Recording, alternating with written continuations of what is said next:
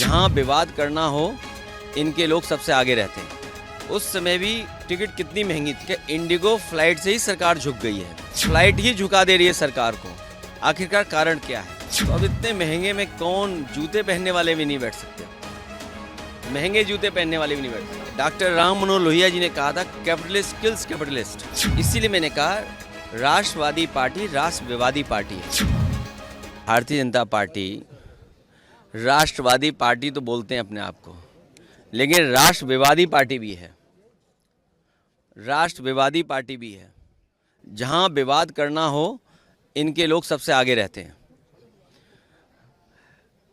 जहां सवाल आपने पूछा है टिकट को लेकर के, ये सरकार के सामने और जनता के सामने कोई पहली बार बात नहीं आई है। याद कीजिए, कुंभ, महाकुंभ, सनातन धर्म का सबसे बड़ा आयोजन, और उस समय जो श्रद्धालु आ रहे थे उनको कितने रुपए में टिकट खरीदनी पड़ी। इससे पहले जब श्रीनगर जम्मू कश्मीर में मसला हुआ था उस समय भी टिकट कितनी महंगी थी कि इंडिगो फ्लाइट से ही सरकार झुक गई है। फ्लाइट ही झुका दे रही है सरकार को। आखिरकार कारण क्या है? सरकार करती है, गरीब भी बैठ सकते हैं उसमें, चप्पल वाले भी हवाई जहाज में बैठ। तो अब इतने महंगे में कौन, जूते पहनने वाले भी नहीं बैठ सकते। अब तो महंगे जूते पहनने वाले भी नहीं बैठ पाएंगे। डॉक्टर राम मनोहर लोहिया जी ने कहा था कैपिटलिस्ट किल्स कैपिटलिस्ट।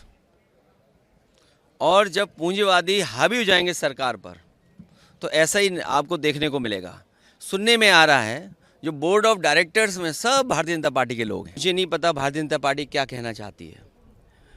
इसीलिए मैंने कहा राष्ट्रवादी पार्टी राष्ट्रवादी पार्टी है, और गाने से ज़्यादा निभाना ज़रूरी है। संविधान में और भी हमारे तमाम ऐसे फैसले हैं, बाबा साहब भीमराव अम्बेडकर जी ने जो रास्ता दिखाया। सामाजिक न्याय पे सरकार कहाँ खड़ी है? आपके गैर बराबरी पर सरकार कहाँ खड़ी है? और आप ही अभी सबसे पहले वो सवाल पूछ रहे थे कि लगभग 50,000 रुपये की टिकट खरीदनी पड़ रही है। तो ये किस दिशा में देश को ले जा रहे हैं?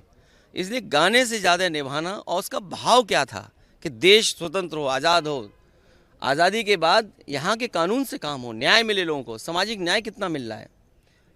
सामाजिक न्याय की दिशा में हम कितना आगे बढ़े हैं?